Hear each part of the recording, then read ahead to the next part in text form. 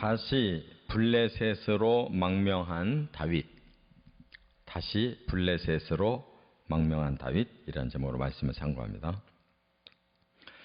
전에도 처음 부분에서 이 블레셋으로 망명한 적이 있었습니다. 처음에.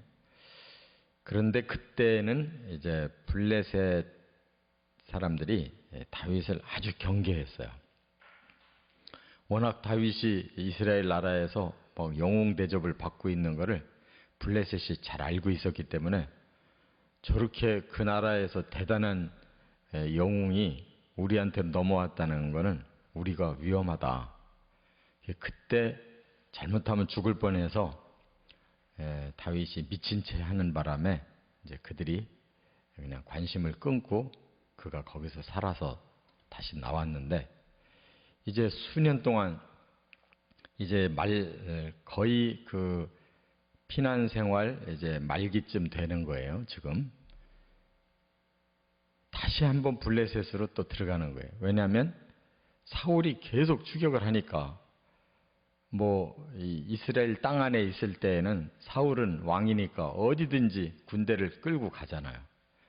그러면 결국 다윗은 견딜 수가 없고 붙잡히면 죽을 거다, 이런 생각을 하니까 이제 막바지에서 다시 한번 블레셋으로 망명을 갑니다. 근데 이번에는 블레셋이 받아줘요. 왜 그러냐면 다윗이라는 사람이 이스라엘에서 축출돼 가지고 이제 도망다니고 있다는 걸 알았기 때문에 이제 블레셋 입장에서는 저 사람을 받아들이면 이제 우리 편이 되겠다. 바로 이스라엘에게는 원수가 된 사람이니까 우리가 받아들이면 우리 편 된다.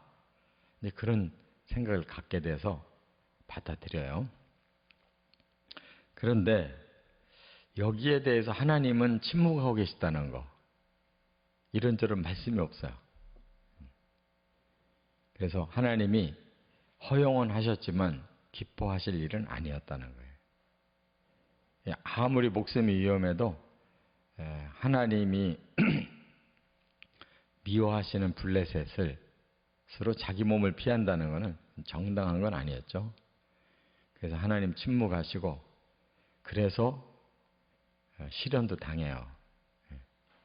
거기에서 아말렉 쪽이 또 그 시글락을 공격하는 바람에 그냥 아주 시련도 당하고, 또 그 블레셋의 아기스 왕이 우리가 이스라엘과 전쟁 나갈 건데 너 우리랑 같이 나가자. 그럼 어떻게 되겠어요? 같은 이스라엘 사울 군대와 다윗 군대가 같이 맞서서 이제 싸워야 되는, 블레셋의 편에 서서 싸워야 되는 이런 이제 시련이 생기죠. 그렇기 때문에 우리가 매사를 기도해보고 가야 되는 거고, 하나님이 침묵하신다고 우리가 일방적으로 판단하면 안 된다는 것을 여기서 깨달을 수가 있어요. 그래서 할 수 없이 된 일이기 때문에 하나님도 침묵하셨지만 이제 결국 선하게 인도하셔서 사울은 죽게 하고 다윗은 이스라엘로 편안히 돌아와서 왕이 되도록 이렇게 다 하나님 섭리하고 계셔요. 오늘 이 본문에 이제 또 역대상 12장이 삽입이 되어 있는데, 이 말은 뭔 내용이 들어있냐면, 이런 와중에도 사울의 군사들 중에 장수들이 다윗에게 넘어왔다는 거예요. 여러 사람이. 그 말은 뭐냐면 이제 사울에게서 다윗으로 이제 이동이 되고 있다는 거죠. 권력이 이동되고 있다는 거예요. 아무리 다윗이 피난을 다녀도 결과적으로 전체 분위기는 사울은 지고 있고 다윗은 점점 더 사람이 모이고 있는데, 사울의 군사들까지도 이제 다윗 쪽에 이렇게 여러 장수들이 와 있다 하는 걸 보여주고 있어요. 이런 배경 속에서 이제 다윗이 또 나름대로 뜻있게 행하는 일이 있어요. 그것이 뭔가를 살펴봅니다. 첫째, 1절부터 4절은 사울이 추격을 단념하게 했다는 거예요. 사울로 하여금 추격을 단념하게 했다. 다윗은 결코 사울과 대적하고 싶은 생각이 없어요. 왜냐하면 앞에서도 2번이나 살려줄 때 하나님이 기름 부은 사람을 내가 어떻게 대적하냐. 그리고 개인적으로는 이제 자기는 신하였고 또 사위였고 그렇기 때문에 사울과 대적해서 뭐 죽이거나 할 생각은 전혀 없어요. 그리고 도망만 다니려고 하는데 계속 따라오게 생겼어요. 그래서 극단적인 방법으로 아예 적군의 나라로 가버리면 사울이 더 이상은 추격할 필요도 없고 추격할 수도 없고 단념하게 하려고 한 거예요. 여기서 우리가 예수님의 영적 방법을 하나 깨달을 수 있는데 박해하거든 피하라. 이게 예수님 방법이에요. 대적하지 말고 피해라. 그래서 기독교 역사는 박해를 당하면 피하는 역사예요. 그래도 안 망했어요. 일단은 피하면 지는 것 같고 끝장날 것 같은데 망하는 게 아니라 다시 또 재기를 해요. 이게 하나님의 방법 중에 하나예요. 다윗도 비록 적에게 피했지만 아무튼 사울과 대적하지 않고 그 박해를 피했다는 것. 이것이 예수님의 그 방법 중에 하나였는데 다윗에게는 군대가 600명이고요. 그리고 거기에 가솔들이 많이 붙어 있었잖아요. 그래서 학자들은 한 2000명 정도 되으리라고 봐요. 2000명을 다윗이 피난 때문에 따라다니는 그 사람들을 먹고 살게 해야 되는데 얼마나 힘들었겠어요. 그래서 다윗은 결국 피했더니 그가 생각한 대로 적중해서 사울이 다시는 다윗을 수색하지 않았다 그랬어요. 저 사람은 이제 완전히 적군 편으로 넘어갔기 때문에 뭐 나한테 위협을 가할 일이 없구나 이렇게 안심했다 그 말이죠. 그래서 일단 피했어요. 두 번째 5절부터 7절까지는 블레셋 남부 변두리인 시글락을 얻었다.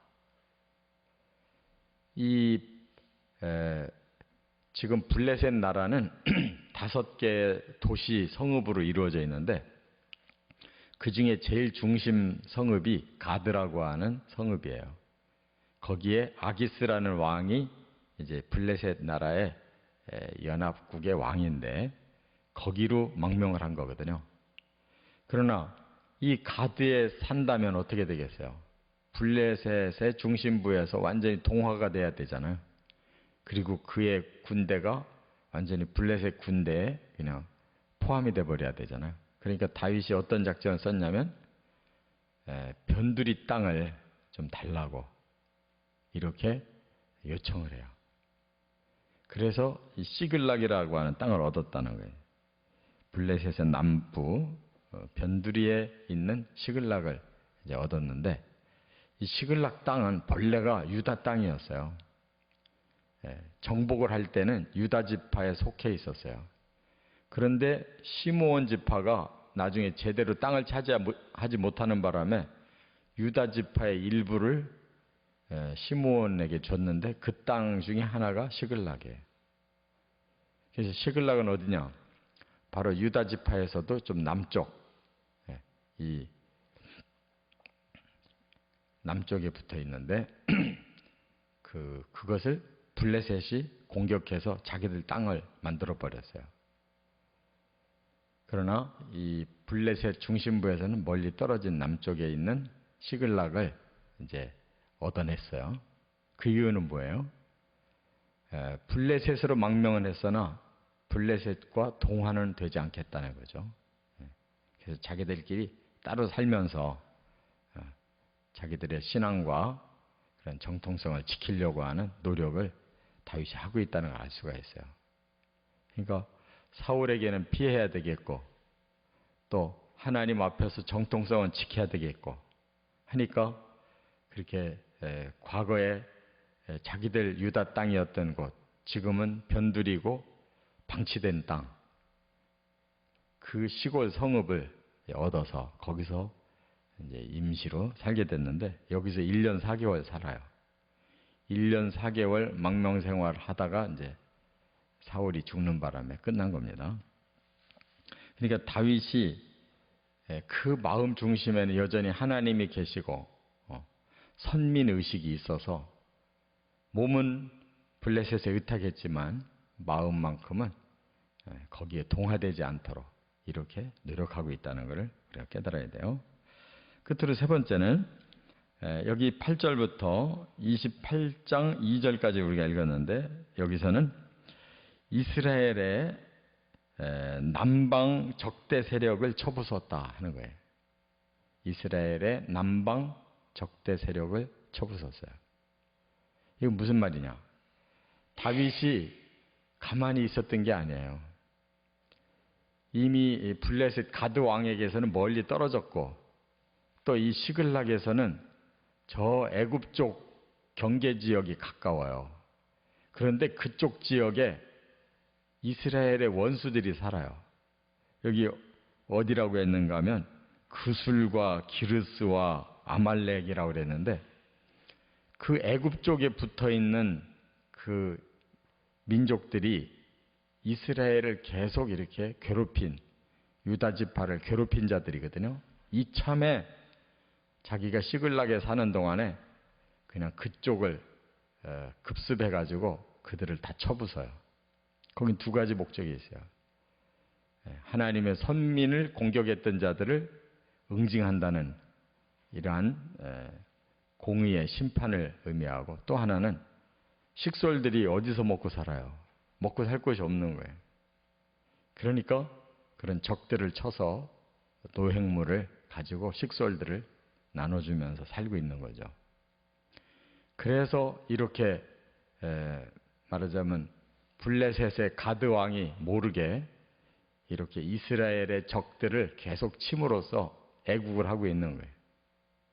그리고는 가드 왕이 알고 물어보니까 그리로 가서 쳤다고 하지 않고 반대로 이쪽 유다 지파 있는 그 유다 사람들을 쳤습니다. 이렇게 거짓말을 해요. 그러면 가드 왕이 기뻐하잖아요. 유다 사람을 다윗이 자기 고향 지파 사람들을 쳤다는 걸 보니까 확실히 내 편 됐구나 이렇게 안심을 시키면서 실제로는 이스라엘의 그 적대 행위하는 그 애굽 쪽 그 이민족들을 쳐서 계속 자기 나름대로 사명을 감당하고 있어요. 피난 생활하면서도 사명을 감당하는. 그러니까 다윗은 참 여러모로 믿음이 살아있는 사람이고 가만히 있는 사람이 아니에요. 부지런하게 그래도 그 깐냥껏 이렇게 의롭게 살려고 하고 하나님 편에서 뭔가 헌신적인 삶을 살려고 하고 있다는 것을 우리가 깨닫습니다. 이처럼 우리의 형편과 사정이 너무나 힘들어도 그 속에서 우리가 할 수 있는 최선을 다하고 하나님이 다시 또 일으켜 주시는 때를 기다리면서 인내하면 하나님이 끝내는 믿음의 사람, 의로운 사람을 승리케 한다는 거 꼭 기억하시고 살아가시기를 주의 이름으로 축원합니다.